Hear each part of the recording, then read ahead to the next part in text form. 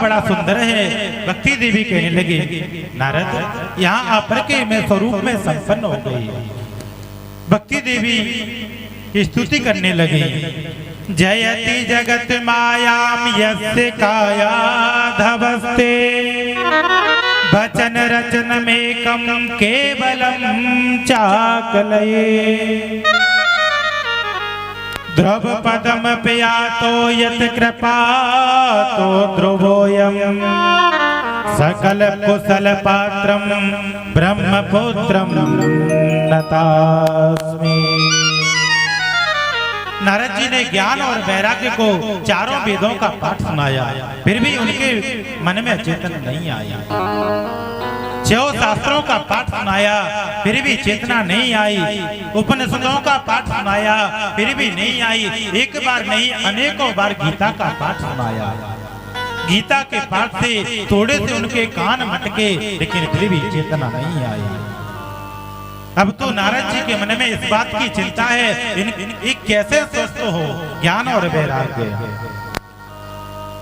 नारद जी महाराज कहते हैं, ज्ञानम प्रबुद्धताम शीघ्रम रे वैराग्यम प्रबुद्धताम। ज्ञान जागो, वैराग्य खड़े हो जाओ। लेकिन कोई चेतना नहीं आया। उसी समय आकाशवाणी हुई, व्योम बाणे तदैवाभो मारे से खिद्यतामिति उत्तमः सफलस्तेयं भविष्यति न संशया। हे नारद जी महाराज, उद्यम करो, सफलता आपको अवश्य मिलेगी। बोले कोई सफलता यदि देगा तो संत देगा, आप प्रयास कीजिए। अब तो नारद जी महाराज प्रयास करते हैं, उनका प्रयास सफल नहीं होता। संत के पास में आए, संत से पूछने लगे, प्रभु मुझे बताइए ज्ञान और वैराग्य कैसे स्वस्थ होंगे। अब नारद जी महाराज इतने बड़े संत, छोटे छोटे संत उनको कैसे बताएं। जब कोई पहुंचा हुआ डॉक्टर होता है तो कोई छोटा मोटा डॉक्टर उससे सलाह लेता है, उस बड़े डॉक्टर को शर्मिंदगी महसूस होती है। इतने बड़े नारद जी महाराज छोटे संतों से कैसे सलाह लें। उनको शर्मिंदगी होने लगी। इतने में नारद जी कहने लगे, आप चिंता मत करो, मुझे बताइए सत्संग कैसे कहते हैं, मुझे ये बताइए।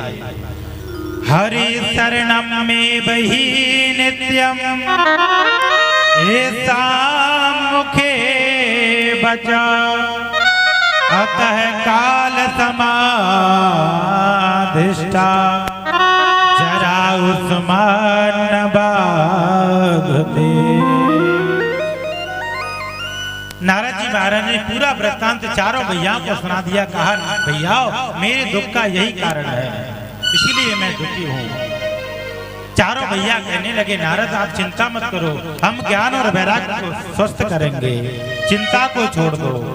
माँ चिंता कुरुदेवर से हर समचित्ते समावा उपाय सुख सात्रोत्र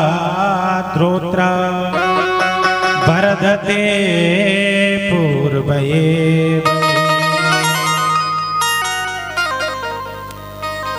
बोले भैया हम लोग सत्संग कहाँ पर करेंगे। बोले हरिद्वार में जा करके। थोड़ी सी बालू को इकट्ठा किया, चारों भैयाओं को बैठा दिया। नारद जी महाराज यजमान बन गए। चारों भैया क्रम बाय क्रम से कथा सुनाते हैं। दूसरे दिन की कथा हुई, तीसरे दिन की कथा हुई।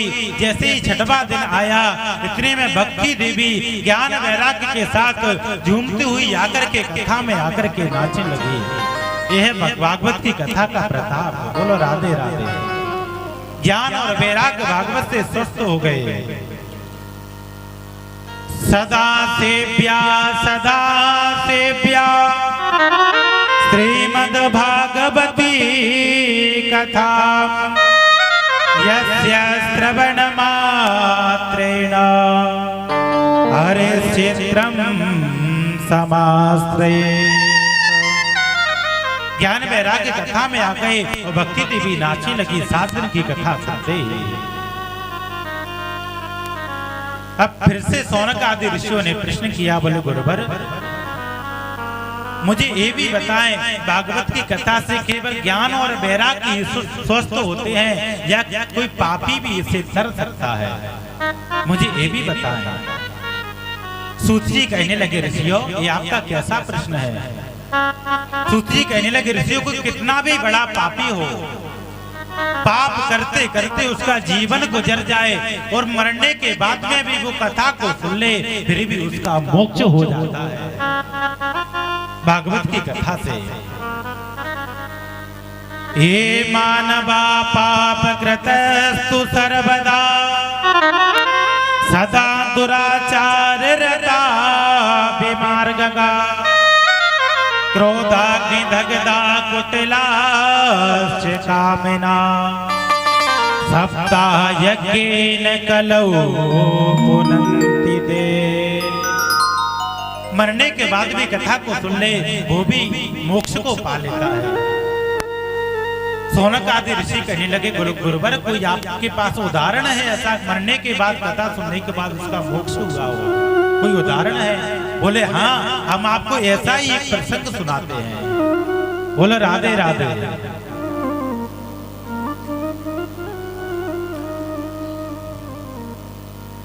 अत्र ते कीर्तस्यामि इतिहासं पुरातनम् यस्य श्रवणमात्रेण हरिश्चित्रं समाश्रयेत।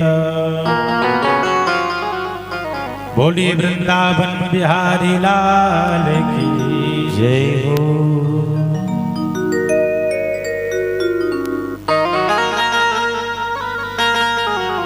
उससे पहले आप लोगों को जागृत कर दें एक भजन के साथ, फिर प्रसंग में घुसेंगे। हो मेरे सरकार का दीदार बड़ा प्यारा है, हो मेरे सरकार का दीदार